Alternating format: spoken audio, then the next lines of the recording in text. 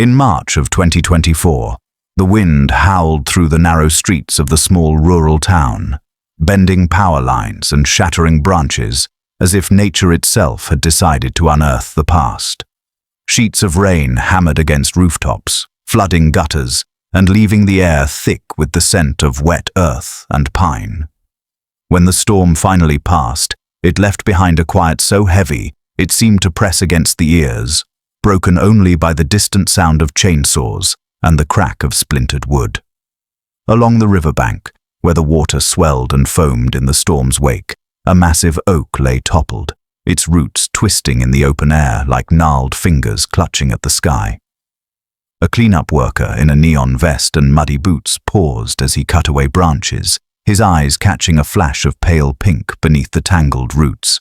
Kneeling, he brushed aside damp soil and rotting leaves to reveal the rusted frame of a child's bicycle, white paint dulled by years of exposure, the handlebar grips cracked and brittle.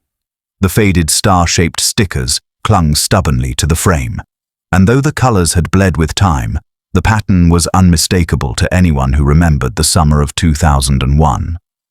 Back then, it had been the pride of 11-year-old Haley Mercer, a birthday gift she had written with the exuberance of someone who believed summer could last forever. The worker straightened, glancing toward the river, where the current tugged insistently at the fallen branches. He called over his supervisor, and soon there were murmurs, low and tense, as more people gathered. One woman, a volunteer with the cleanup crew, clutched her raincoat tighter around her and whispered, "That's the Mercer girl's bike." Her words moved through the group like a cold wind, and suddenly it was no longer just debris under a fallen tree.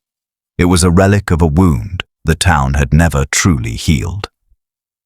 The disappearance of Haley and her 14-year-old sister Brooke had once dominated every conversation, every front page, every whispered exchange in the grocery store. Search parties had combed the woods and dragged the river, and candlelight vigils had drawn hundreds to the town square, but no trace had ever been found. Eventually, the posters faded, the police moved on, and the official verdict settled into the uneasy label of a cold case. Yet the families and the neighbors who had loved the girls carried the absence with them like an unspoken shadow. Now, as the bike was carefully lifted from the roots, its rusted chain dangling, the air along the riverbank seemed to tighten, heavy with a mix of dread and reluctant hope. Somewhere, someone might finally be forced to remember what they had tried to forget.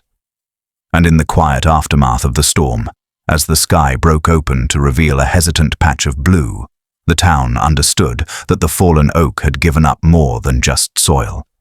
It had unearthed the first fragile thread that could unravel a mystery buried for more than 2 decades.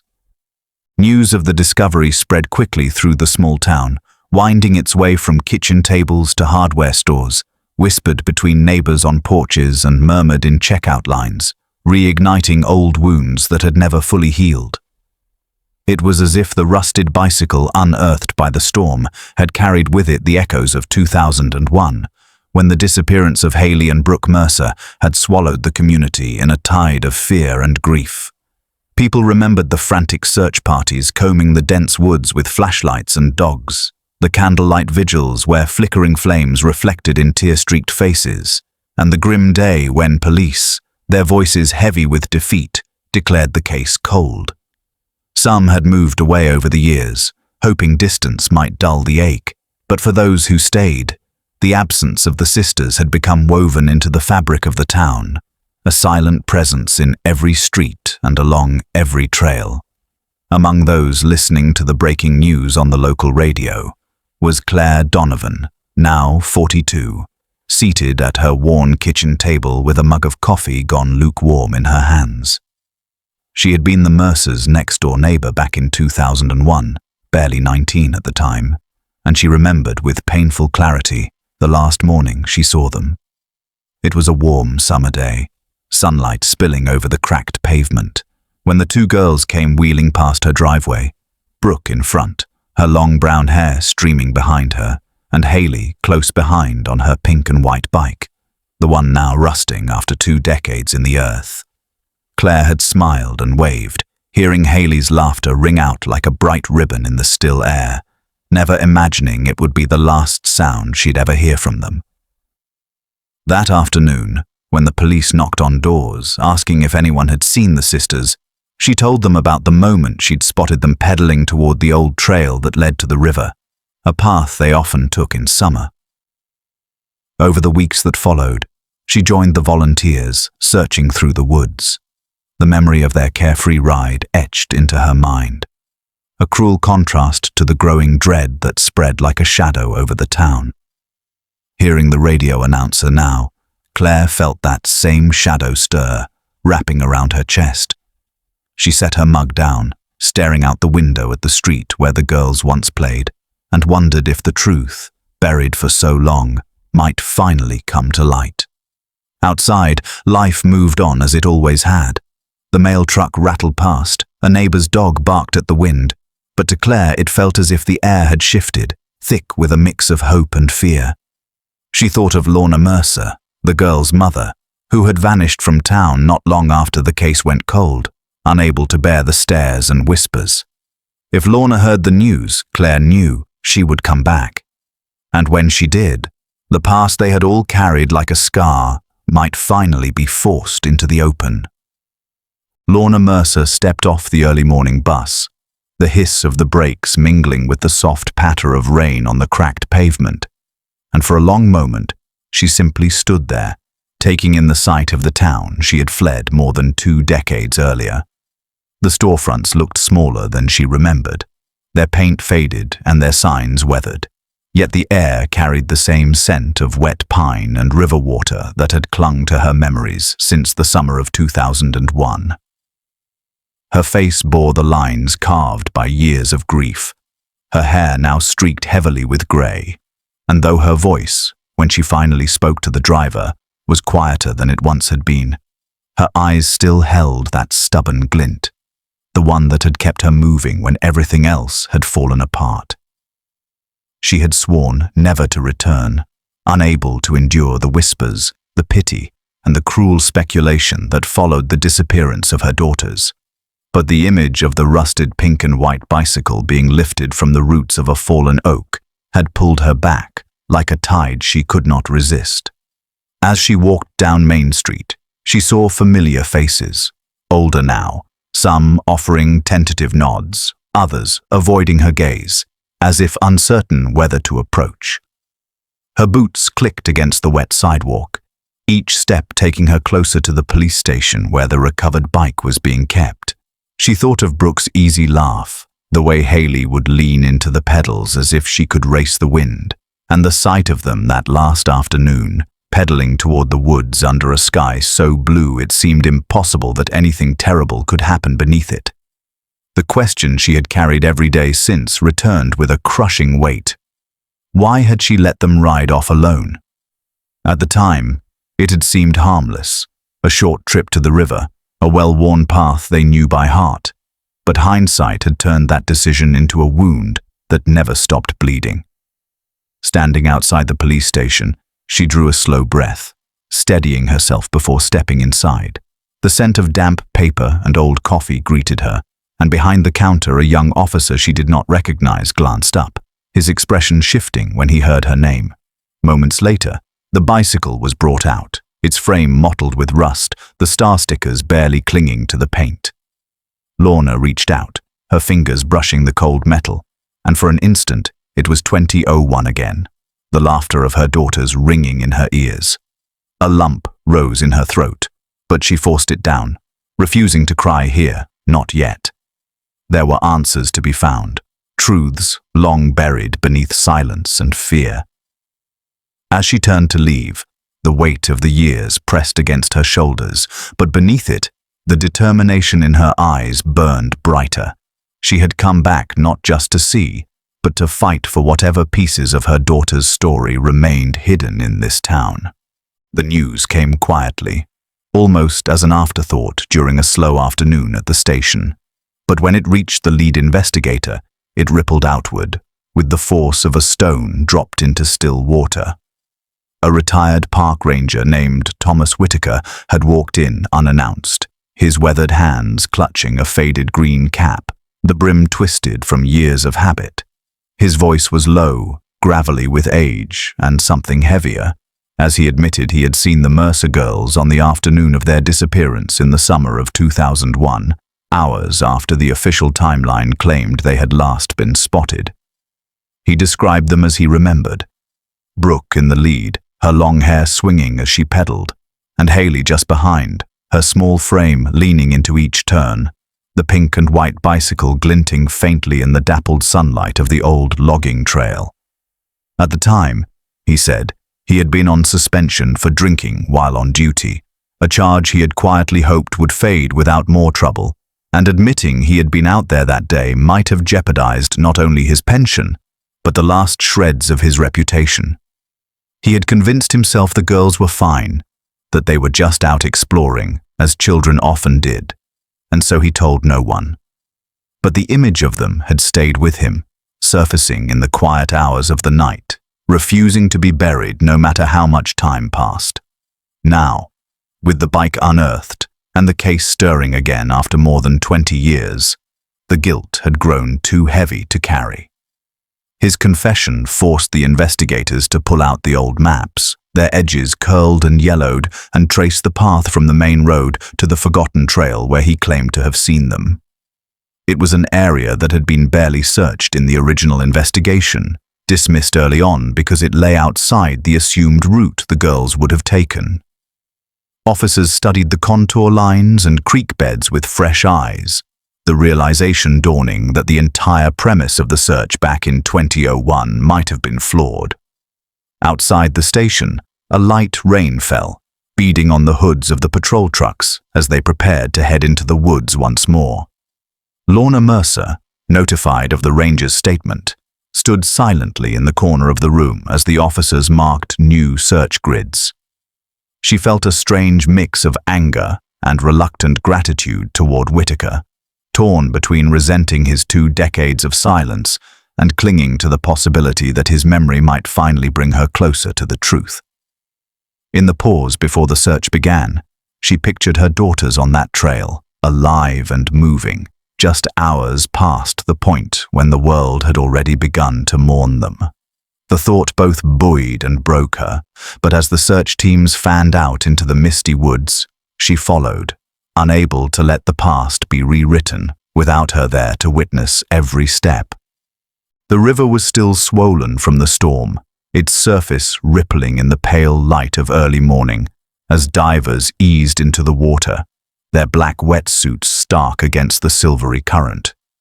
The section nearest the fallen oak had been marked off with yellow tape, a silent warning to keep back as investigators and onlookers gathered along the muddy bank. Lorna stood among them, her arms wrapped tightly around herself, her eyes fixed on the spot where the divers disappeared beneath the surface. The air was heavy with the smell of wet earth and riverweed. The hum of conversation hushed in anticipation.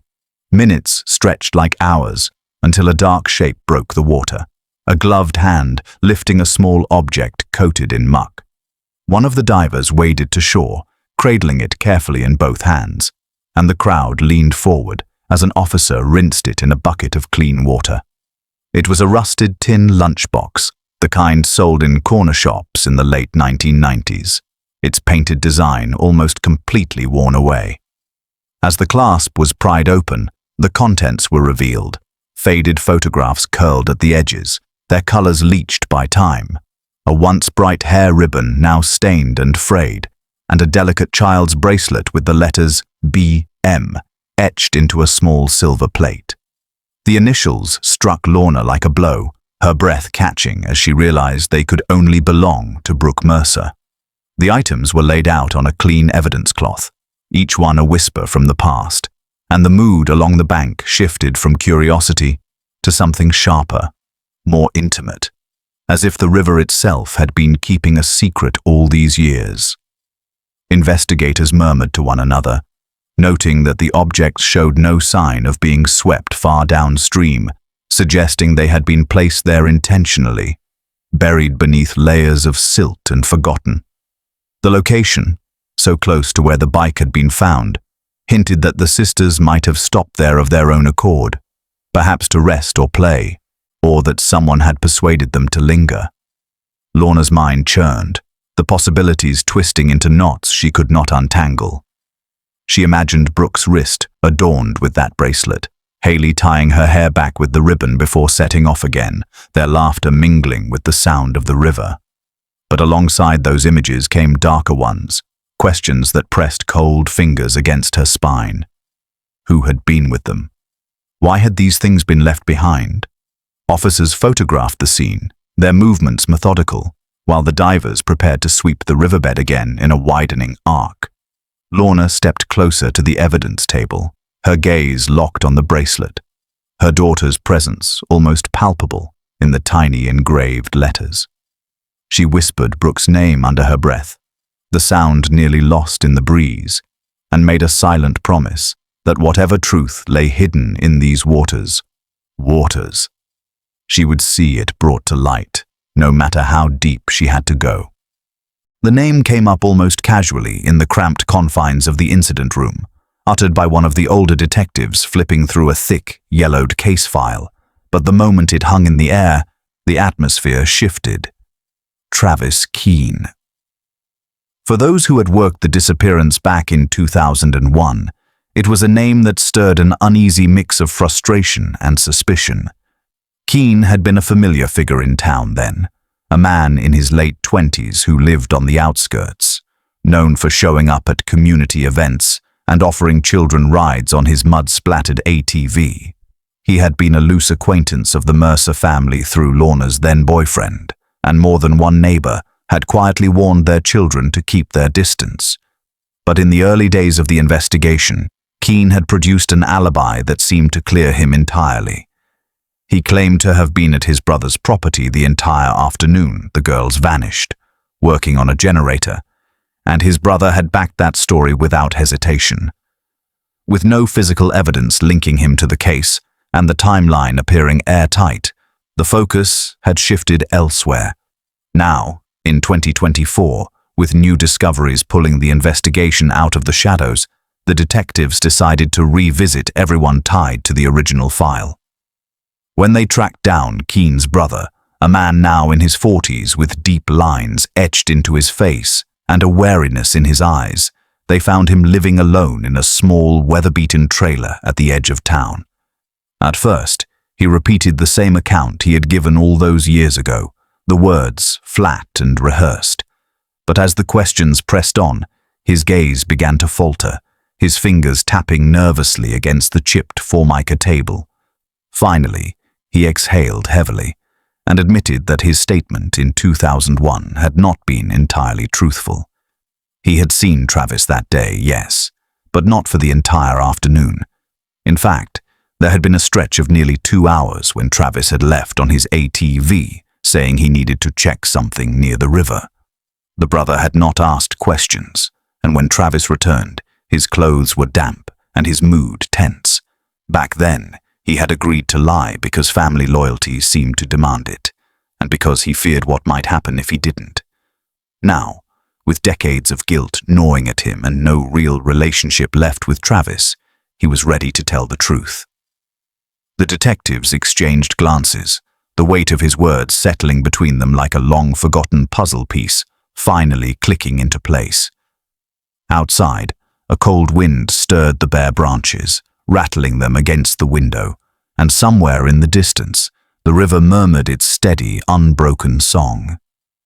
For Lorna, who sat in on the interview, each detail tightened the knot in her chest. Travis Keene's name was no longer just a footnote in an old file. It was a shadow rising again, sharper and closer than before, and this time she would not let it fade back into the dark.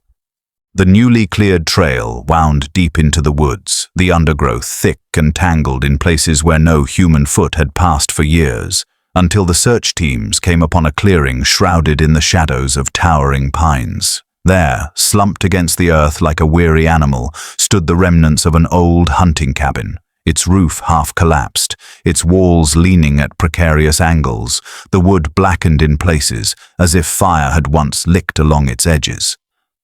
The air inside was stale, carrying the scent of rot and ash, and every creak of the floorboards beneath their boots sounded too loud in the hush of the forest.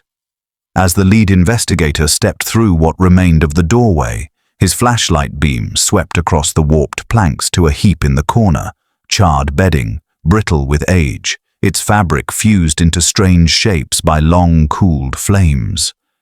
Empty food tins lay scattered nearby, their labels faded to ghostly smudges, some dented and rusted through. The scene spoke of hasty meals and nights spent in uneasy shelter, of someone passing through rather than living there. It was when one of the officers crouched near the far wall that the discovery was made. A single shoe, small and scuffed, its canvas faded to a muted pink. The size matched what had been recorded in the 2001 missing persons report for Haley Mercer, and even before the shoe was lifted for closer inspection, a hush fell over the cabin. Outside, Lorna stood with arms crossed tightly, her gaze fixed on the tree line, as if bracing herself for whatever news might emerge. When the shoe was brought to her, sealed in a clear evidence bag, her breath caught, and for a long moment she could not speak. She remembered buying that pair, a back-to-school purchase from a discount shop in town, the pink fabric bright then, the soles white and unmarked. Haley had been so proud of them, insisting on wearing them even with dresses, even when Lorna suggested they were better suited for play. Now, seeing one here, deep in the woods and far from the trail she had believed her daughters took, was like feeling the past shift under her feet. Investigators worked methodically, photographing every corner, mapping the location, noting the position of the bedding and the tins, while others combed the surrounding area for more evidence. The forest seemed to press in on them, the pines whispering in the wind, carrying with them an unshakable sense that whatever had happened here had been hurried, hidden, and abandoned.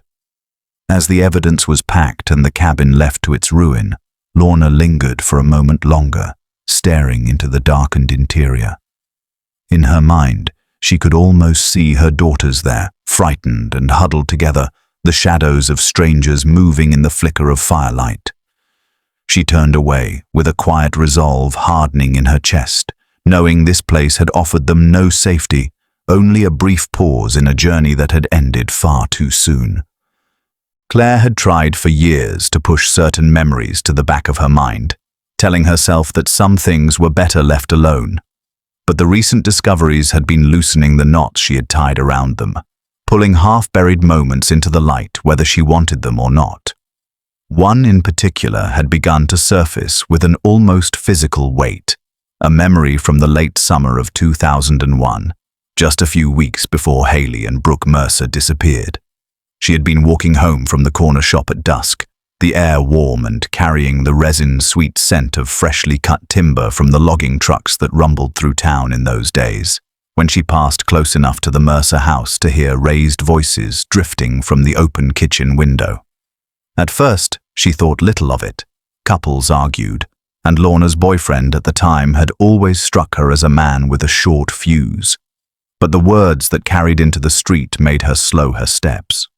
She could not make out every sentence, but his voice was sharp with accusation, spitting something about owing Travis and promises you can't keep, followed by Lorna's lower, steadier tone insisting she would not involve her daughters in any of this. Claire had paused by the hedge, her pulse quickening, until the sound of a chair scraping against the floor startled her into moving on, the rest of the conversation swallowed by the clatter of a passing truck. At the time, she had told herself it was none of her business, though she had always been aware that Lorna's boyfriend worked in logging and often spent time with Travis Keene, the kind of man most people regarded with polite distance. The argument had lingered in her mind for a while, its details softening with the weeks, until the girls vanished and the whole town turned itself inside out searching for them. Even then, she had not connected the two, convincing herself it had been about money or some private matter unrelated to the tragedy that followed. But now, in 2024, as Keene's name returned to the center of the investigation, and the map of the search area shifted again, Claire felt the prickle of unease along her skin. What if it had never been the work of a random predator, as so many had believed? What if the path that led the Mercer girls into those woods had been shaped by something closer to home, by debts and loyalties that had nothing to do with chance? The thought unsettled her deeply, planting in her a reluctant suspicion that the truth might have been hiding in plain sight all these years. She kept the memory to herself for the moment, turning it over and over in her mind like a stone in her pocket, aware that once spoken aloud it could not be taken back, and that it might change not only the direction of the case, but the way the town would remember its darkest summer. The interview room was small and plain, its single window letting in a muted grey light that seemed to flatten everything it touched, and in that subdued space, Keen's brother finally let go of a story he had been carrying since the summer of 2001. His hands fidgeted restlessly on the tabletop, fingers knotting and unknotting, his eyes fixed on the scratches in the laminate, as if the truth might be hidden there. When the detectives had first come to him back then, asking where Travis had been on the afternoon Haley and Brooke Mercer vanished, he had given them a confident answer. Travis had been with him, working on an old generator at his property, the two of them side by side, until well into the evening. It had been simple, clean, and unquestionable, and no one had pushed hard enough to break it. But now, in 2024, the weight of that lie had grown into something he could no longer live with. He admitted that the truth was far from what he had claimed. Travis had been at his trailer that day, yes, but only for a short time in the early afternoon before saying he had some business near the river and taking off on his ATV. Not long after, while stepping outside to check on a barking dog, the brother had spotted Travis down by the edge of the main trail, and he was not alone. Haley and Brooke were there, their bikes resting against a fallen log, the girls talking to Travis in the easy, trusting way children sometimes did with adults they had seen around their family. The sight had struck him as odd, but he had assumed it was harmless, that Travis was maybe offering them a ride or showing them something along the riverbank. He had gone back inside, thinking little of it at the time, but when Travis returned hours later, there was a tension in his movements, his clothes damp and streaked with mud, and he offered no explanation. By nightfall, news of the girl's disappearance was spreading, and Travis had pulled him aside, his voice low and sharp, telling him exactly what to say if the police asked. "You stick to the story," Travis had warned, and under the weight of family loyalty and unspoken threat, he had done just that. Now, as the detectives listened in silence, every detail he gave seemed to press the air tighter in the room. Lorna, seated in the corner, felt each word like a blow, her mind painting the image of her daughters at the river's edge, unaware it would be their last moment in the open air.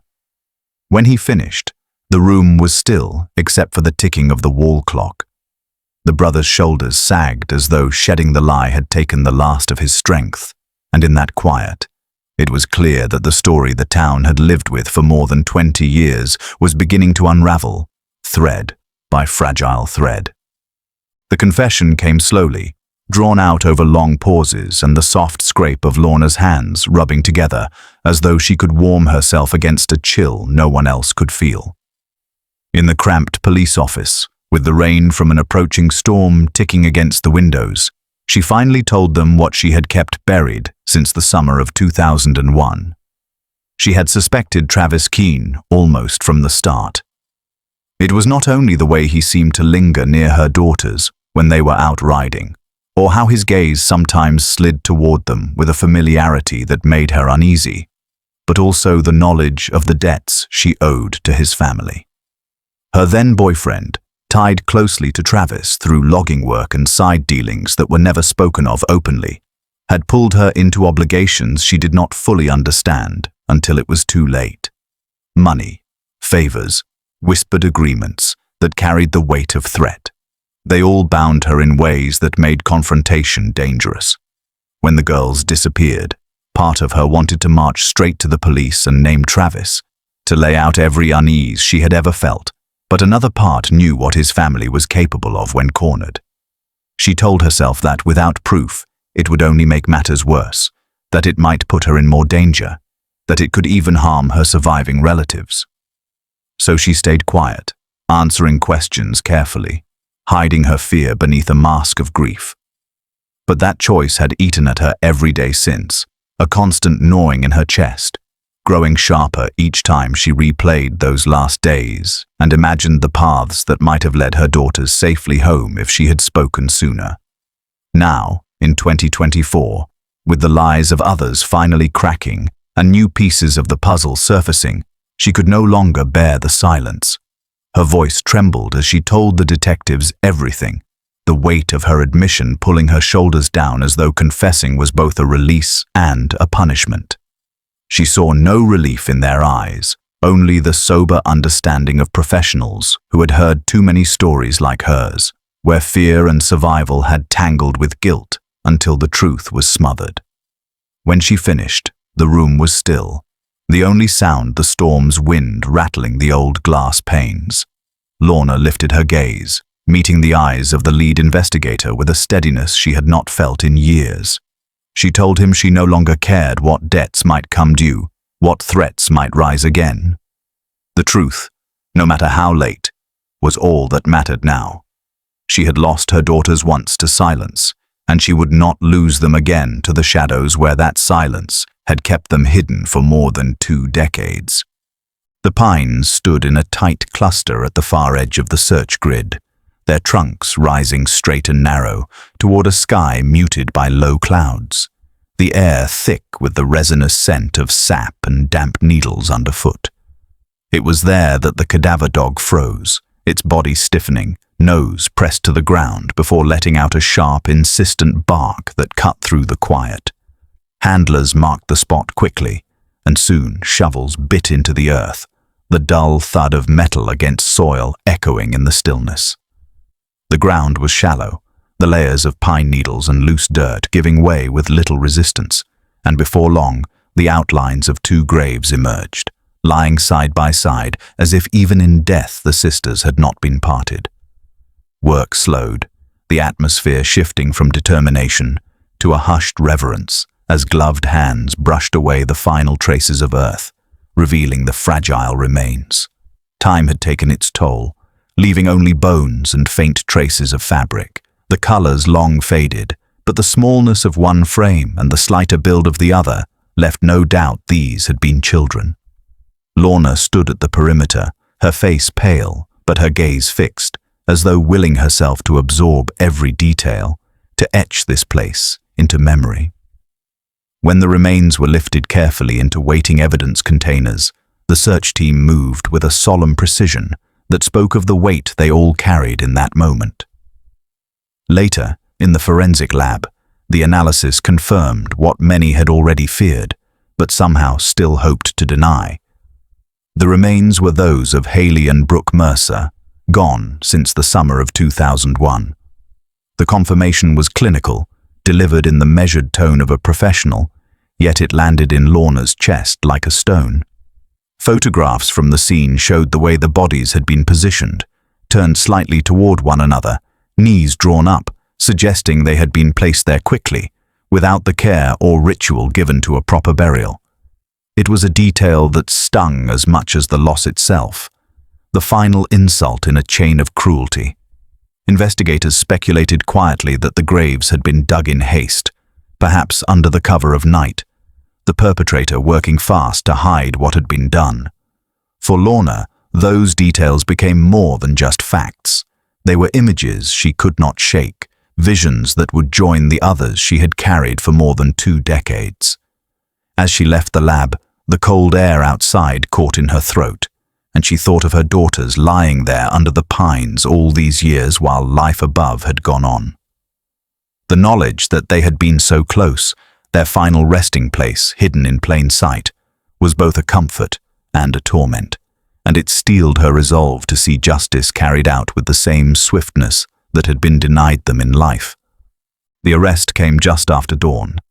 the pale light catching on the rusted metal siding of Travis Keen's rundown trailer as police vehicles rolled up the dirt drive, tires crunching over frost-hardened ground. The place looked as weary as its occupant, the porch sagging under years of neglect, empty beer cans scattered like forgotten punctuation across the steps. Officers approached in a tight formation, their voices firm but calm as they called him out. Keen emerged after a long moment, the screen door creaking open to reveal a man aged well beyond his years, his shoulders hunched, eyes narrowed against the cold. His hands were shoved into the pockets of a frayed jacket, but he offered no resistance as the cuffs clicked shut around his wrists. Lorna, standing at a distance in the lee of a patrol car, felt a strange mix of satisfaction and dread settle in her chest. At the station, under the harsh fluorescence of the interview room, Keen leaned back in his chair with an air of practiced indifference. He claimed he had nothing to do with the girl's disappearance in the summer of 2001, insisting he had stumbled upon them near the river after some kind of accident, though he could not say exactly what had happened. His words were slippery, his tone alternating between feigned sympathy and quiet irritation, as if the questions themselves were the offense.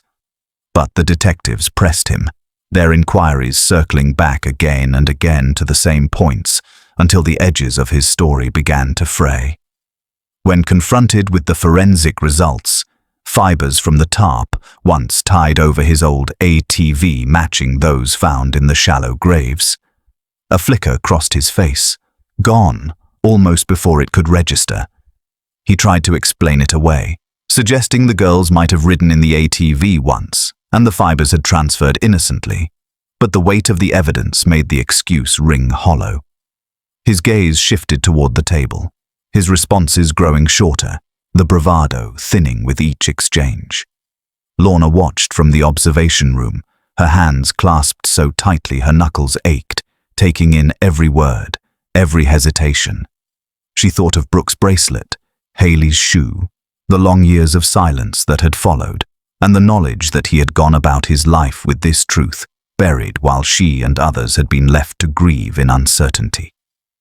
The detectives did not relent, and Keen's denials began to sound less like declarations and more like the reflexive mutterings of a man who knew the walls were closing in. When the questioning ended, he was led away to be processed, his steps slow, his head bowed slightly, as though the weight he had carried in secret for more than 2 decades had finally begun to crush him. Outside, the day had brightened, the frost melting into thin rivulets that trickled toward the road, carrying with them the faintest sense that justice, though late, was at last beginning to stir. It was late in the evening when the truth finally began to loosen from Travis Keen's mouth, the shadows in the interview room stretching long across the table as the detective sat in steady silence, letting the weight of the hours press on him. His earlier defiance had drained away, replaced by a restless tapping of his fingers and a gaze that slid anywhere but the faces across from him. When he finally spoke, his voice was low, the words uneven, as if each one scraped on the way out. He admitted that on the afternoon of the summer day in 2001, when Haley and Brooke Mercer vanished, he had come across them near the old trail, their bikes propped against a tree. He had offered them a ride on his ATV, claiming it would be quicker to the riverbank, and the girls, after a brief hesitation, had agreed. He described how they laughed at first, the wind catching their hair, but his account grew disjointed when he reached the moment they stopped near the water. He said there had been a struggle, though he avoided details, muttering something about one of the girls losing her footing and falling hard, the other panicking. Whether it was an accident or something darker, he would not say clearly, his eyes fixed on the tabletop as though looking anywhere else might break him completely. What he did admit was that he had panicked, certain no one would believe him, especially with the bad blood between himself and parts of the community. Instead of seeking help, he had dragged their bodies into the woods, digging shallow graves in the pine stand where the soil was soft and the canopy thick enough to hide his movements. He confessed to covering them quickly, clumsily, with a tarp from his ATV to keep the ground from sinking too fast, and then leaving without looking back. For years afterward, he said, he had avoided that part of the woods, but the place seemed to follow him anyway. He claimed he had been haunted by the memory, by the sound of the river that he swore he could hear even in his sleep, by the flashes of pink and white from the bike that would sometimes appear in the corner of his mind. The detectives listened without interrupting, noting the way his voice cracked when he spoke of being haunted, but never truly remorseful, his words circling his own fear of prison more than the loss of 2 young lives. In the observation room, Lorna stood unmoving, her expression carved into something between fury and grief, knowing that while the details were finally spoken aloud, the full truth might still be locked inside him. The admission was enough to secure the charges, but for her, the ache remained that he had chosen his own freedom over the smallest chance of saving her daughters in those final moments. The news of Travis Keen's confession swept through the town like a sudden wind, rattling the windows of memory and stirring up dust that had settled for more than 2 decades. People gathered in the diner, at the grocery store, in the post office line, their conversations low but charged, eyes darting toward familiar faces with a mixture of curiosity and judgment. Relief came first, the long-awaited confirmation that the Mercer sisters' disappearance in the summer of 2001 had not been some unsolvable mystery lost to time. But relief was quickly tempered by fury, sharp and unyielding, directed not only at Keen but at the gaps in the story and the years stolen from 2 young lives. Old tensions rose like weeds through cracked pavement, spreading fast and entwining themselves around names and memories. Some whispered that Lorna Mercer's own silence had allowed Keen to remain free. Their words weighted with the bitterness of 20 years without answers. Others spoke of her with compassion, insisting she had been trapped in circumstances too dangerous to confront, that her return in 2024 had been an act of courage, not cowardice. The divide was clear, and though no one said it openly in her presence, Lorna could feel it in the glances that lingered too long and the conversations that stopped when she walked into a room. Claire Donovan noticed it too, standing one afternoon in the small park near the river where the first search parties had gathered all those years ago. The wind stirred through the trees, carrying with it the faint scent of pine and damp soil, and she thought about how the storm earlier that year had torn through the town, toppling the massive oak that had hidden the bike.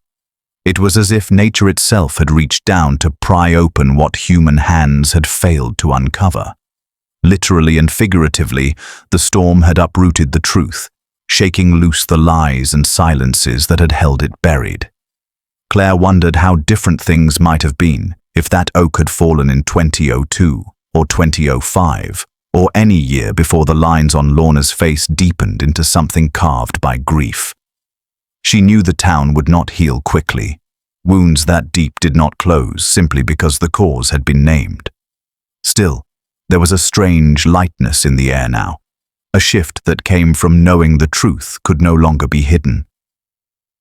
As she watched the river's steady current, Claire felt the past and present fold into each other, the weight of what was lost pressing against the fragile relief of knowing. Somewhere behind her, church bells began to ring, their sound rolling over the streets in solemn notes, and she realized they marked not just the end of a mystery, but the beginning of a reckoning. The entire town would have to face together, whether they were ready or not.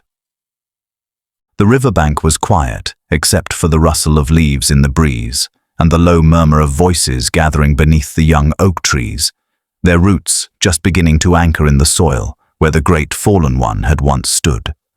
The grass was still damp from an early morning rain, the air carrying the clean scent of earth and water, as if the land itself had been washed in preparation for this day.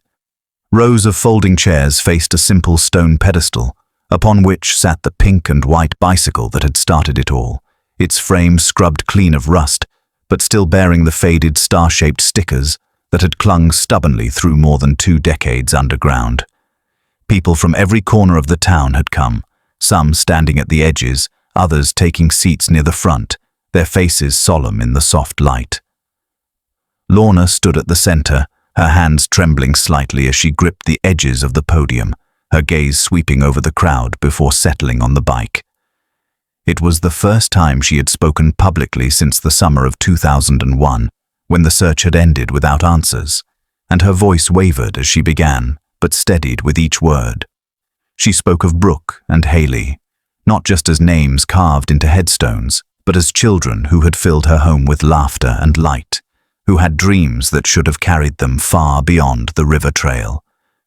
She admitted her mistakes, her silence, the weight of her choices, but also her gratitude for the truth finally brought to light in 2024.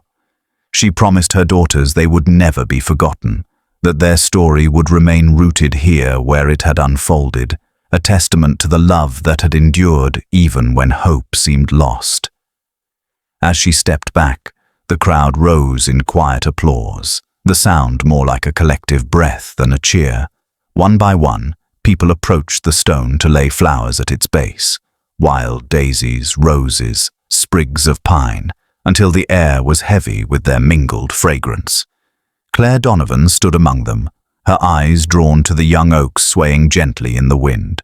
They were small now, fragile in appearance, but their roots were already digging deep, and she thought about how, in time, they would grow tall enough to cast their shade across the riverbank, their trunks strong enough to withstand storms. The bike, now a fixed part of the landscape, gleamed faintly in the sunlight, its placement a quiet defiance against the years it had spent hidden. As the service ended and the crowd began to drift away, Lorna lingered beneath the oaks, her hand resting lightly on the cool metal of the handlebars. The river moved steadily beside her, carrying the reflection of the trees across its surface, and she felt, for the first time in more than 20 years, that the truth had finally found its place here, rising from the roots, steady and unshakable.